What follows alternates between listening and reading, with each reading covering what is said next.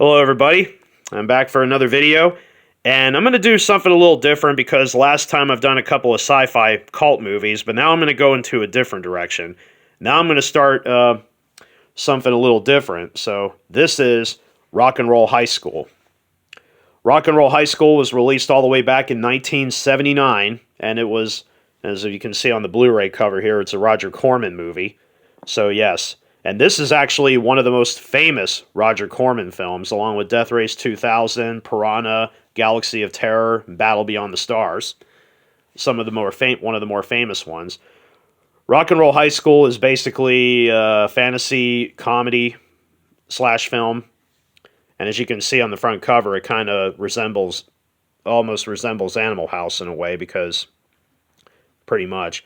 Well, basically, the plot of the film, it's kind of hard to describe because it's literally all over the place, as this movie really is. It's all over the place.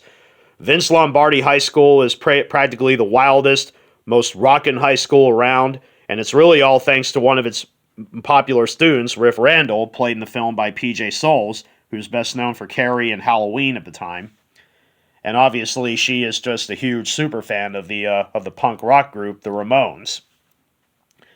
That is until the school decides to hire a new principal, Miss Togard, played in the film by actress Mary Woronov, who is also a Roger Corman alumni. In fact, she worked with him on Death Race 2000. As she basically tries to put the school back in order, doing whatever motives necessary to make that happen. But unfortunately, her motives are just as every bit bizarre as anything else. And of course, the Ramones are coming to town, and Riff Randall obviously can't miss any of that. So her and her best friend Katie, played by actress Day Young, concoct a scheme to try to, skip out of school to go see the Ramones. Yeah, there's a lot of other subplots thrown in, but that's pretty much the main gist of the movie. Pretty much. And, well, other than that, the Ramones, show up at her school, and before you know it, all anarchy pretty much gets set loose. In fact, anarchy is literally the best word to describe this movie. It is total anarchy from almost beginning to end. But this is just such a fun movie to watch. I mean, for many people, there's a lot of, like I said, there's just so much that happens in this movie, it's ridiculous.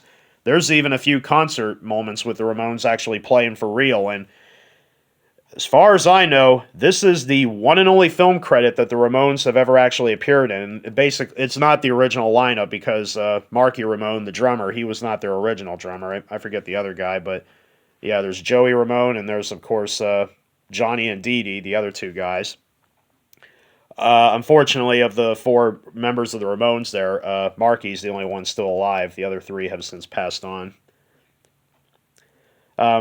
As I mentioned, this movie is a Roger Corman film. Also, director Paul Bartel, who plays the music teacher, he actually has directed a film by Roger Corman worked on. He did Death Race 2000, which starred Mary Woronov.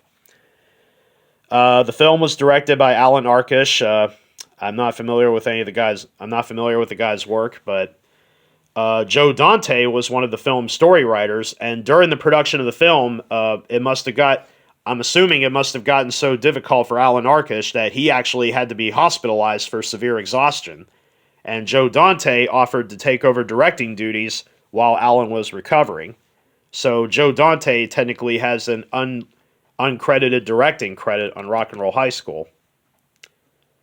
And also another person who had an uncredited quote in the movie is this guy worked as a production assistant on the movie, and it was James Cameron. Yes, James Cameron actually worked on this movie as a production assistant, but uncredited. So technically, this was the very first feature-length film that James Cameron was technically ever involved with. Yeah, long before he would go into massive filmmaking. You could say the same with Joe Dante. This was one of the very first movies he did, but it's funny I mentioned Joe Dante because he too is a Roger Corman alumni, because prior to Rock and Roll High School, he did Piranha, and that was a Roger Corman movie. So yeah, there's a lot of Roger Corman regulars littered throughout this entire film. There's even a couple of actors that would go on to work together in other movies, like there's Clint Howard and Lauren Lester, plays one of the hall monitors. He would go on to be best known as the voice of Robin for the Batman animated series, which where Kevin Conroy was the voice of Batman. And again, another voice actor we sadly have lost recently, Kevin Conroy. Rest in peace, buddy. But Clint Howard and Lauren Lester would both go on to work together in the 1982 horror film Evil Speak, which came out about 3 years after this movie did. Also, there's a couple of Joe Dante regulars in the film. Dick Miller, who played the police chief near the end of the film, he he worked with Joe Dante on almost every movie. He appeared in almost every movie Joe Dante did. And Michael Fennell, who was the film's producer, he went on to produce almost every movie for Joe Dante afterward. So yeah. So this movie, yes, it has a lot of connections, and it's also interesting that Clint Howard's brother, Ron Howard, is also a Roger Corman alumni, because he actually did a couple of films for Roger Corman. He did Ron Howard made his directorial debut with Grand Theft Auto, which is a Roger Corman movie, and a year or two after that, he made the film Eat My Dust. By the way, Grand Theft Auto, I don't know if it has any connection to the game, to the actual game series. I'm not sure. It might have, because it's basically about a romantic couple who decide to elope to Las Vegas to get married, and they steal the bride's father's prized Rolls Royce. So it's a cross-country police chase. So if you think about it, it kind of lives up to the game series, almost. But yeah, this movie is just, like I said, there's just so much that goes on in this film, it's insane. Like I said, I can't really go any further than that, but like I said, it's such a fun movie. Oh yeah, and speaking of the Ramones, do I actually own any of their music? I actually do. This is the only CD of theirs I actually have. It's a greatest hits compilation. It was released by Rhino. Yeah, on the sleeve. Oh, it's kind of hard to see there, but yeah, it's Rhino. I don't know if that company's still in existence or not. I don't think, but yeah, this is the only CD I personally own of the Ramones. And as you can see, that's the same lineup of them as in the movie. Yeah, there's Joey, Marky, and Johnny and Dee Dee. But again, I get them confused. I get their names confused. But that's the original line, not the original lineup, because like I said, Marky was not the first drummer, but he was the replacement drummer. I forget who it was, but I also like on the back here, yeah, it's dedicated to Joey, Johnny, and Dee Dee Ramone, because the Blu-ray came out after all three of these guys had since passed on. Joey was actually the first one to go. He passed of, I believe he had lymphoma. Johnny and Dee Dee both died of a drug overdose, I believe. Marky's the only one still alive, unfortunately, of the original lineup. But yeah, on this CD, there's actually 20 songs, and many of the songs on the CD actually were in the movie, like Blitzkrieg Bop, I believe I Want to Be Your Boyfriend's on there, Sheena's a Punk Rocker, Pinhead, Teenage Lobotomy, I Just Want to Have Something to Do, and of course, the signature tune, Rock and Roll High School. I also like how Pet Sematary on here too, which is nice. And I Want to Be Sedated, another popular hit. So some of their most popular hits were actually in the movie, which is nice. But there's also a few more too, which unfortunately the Ramones are no longer around. They've disbanded in 1996, so unfortunately but their music definitely lives on, because they were one of the most popular, because once they hit the scene and back in the 70s, they really hit the scene big time. So, time to talk about the Blu-ray. Well, the Blu-ray is honestly a bit of a mixed bag. I mean, it's released by Shout Factory, and but honestly, though, Shout Factory, I think, did a fairly decent job with this one. The picture quality is actually not too shabby, but before I get into that, I want to take a look at the inside of the case here. So, there's the Blu-ray. And also in here is a booklet that actually has an interview with the film's director, Alan Arkush, and a few other things, so that's pretty neat. It accompanies that. So as for the video on the disc, it actually is not terrible, but it actually is, it's fitting for a movie of this quality. I mean, the movie was made for a budget of only $200,000, but that's the other thing I forgot to mention about Roger Corman. He is well known for doing extreme low-budgeted movies. I don't think he had one film come out that had a budget of over $1 million. I don't think he did. And this film's budget, despite all the chaos that goes on in the film, the film's production budget was only 200 grand. I don't know how much it made financially, but still, it's pretty amazing they got this movie made for such a slim budget. So the video quality, I think, overlooks how the production cost of the film. And honestly, it looks pretty good for the most part. Not bad. A few spots where, they definitely could have done some improvement, but for the most part, it holds up pretty well for... It's not the best the Shout Factory has done, but still. So I would say for the video, I would probably give it 3.5 out of 4. As for the audio, oh man, I wish the audio could be just as good as the video.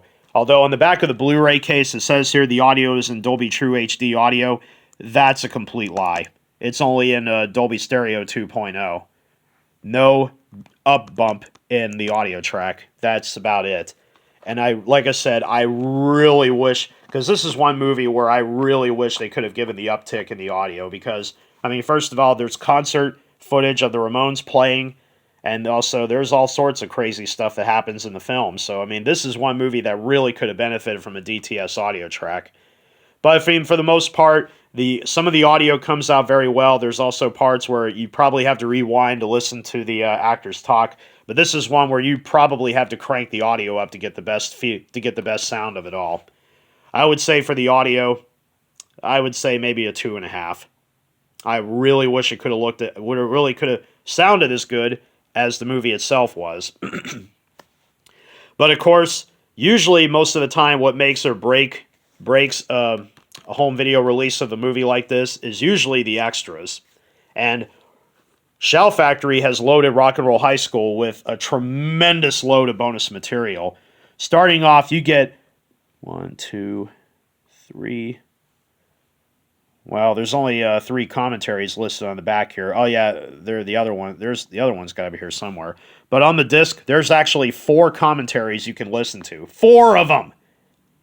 Very few Blu-rays or DVDs I know of actually have that many commentaries on their releases. But the funny thing is, I don't know why that on the back here, 1, 2.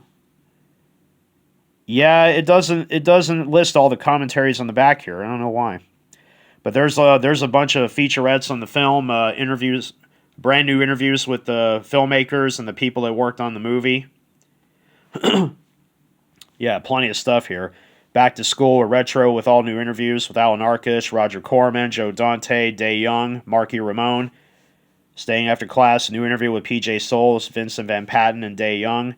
Interview with Roger Corman, conducted by Leonard Maltin, famous film critic.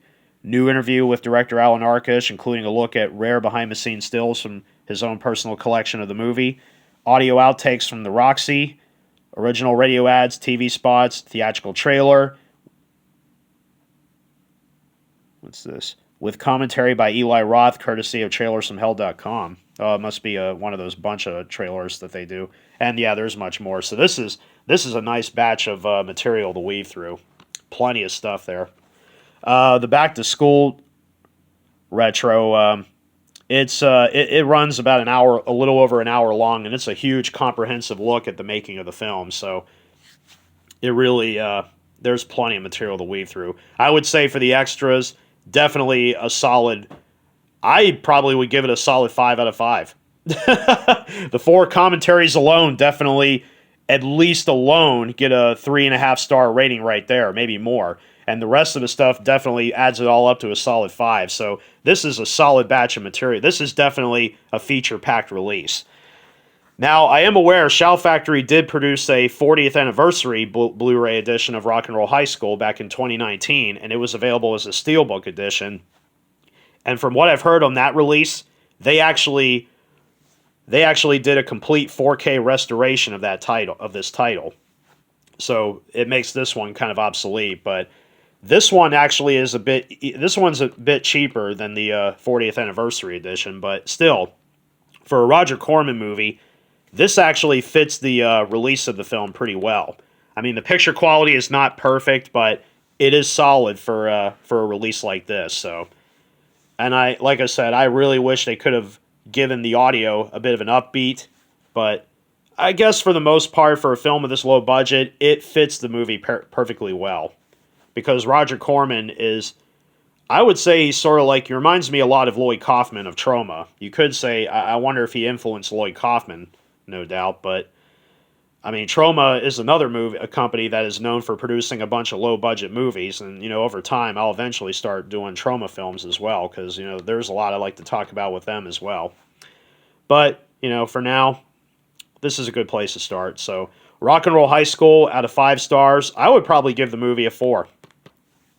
Because, like I said, I would push it up a little higher, but this is such a fun movie to watch. I highly recommend it if you can get yourself a copy. Yeah, the Roger Corman's Cult Classics Blu-ray release here by Shout Factory. This one's actually the cheapest version of the film to get. Brand new on Amazon, it's about $21. You can probably get it cheaper if it's used, but if you're a fan of the movie and if you're a fan of the Ramones, this is a good release to pick up. But if you feel bold in spending almost, last I saw, the 40th anniversary edition is about $25. You can get it on eBay. Amazon, it's a bit more than that. It's about $30 there, brand new. But it's a steelbook edition, so that's probably why it's a bit more expensive. So whichever version of the film you choose to get, totally up to you. But either way, yeah, that version has the massive uptick in video and audio, and the extras on that disc are exactly the same as on here. So it's, like I said, plenty of material to weave through. So for the most part, this is a pretty solid Blu-ray. It has its ups and downs, but I would say it's the extras that make this disc come together perfectly. So, and like I said, I do enjoy the Ramones music. I think they have some good songs. So, yeah. Alrighty. Well, this concludes the presentation. I hope you enjoyed it, and don't forget to hit like and subscribe to my channel. So I will be returning to do more videos in the days to come. So until then, take care and be safe.